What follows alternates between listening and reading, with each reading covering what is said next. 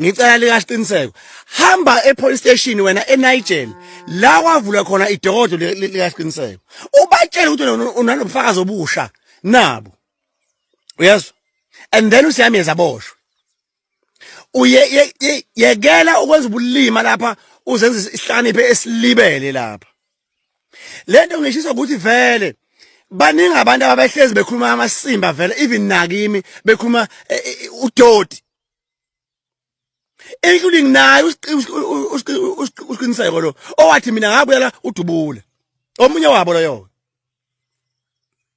waze wenza ivideo edlala ingoma kaFalabo ethi inyoka endala esho mina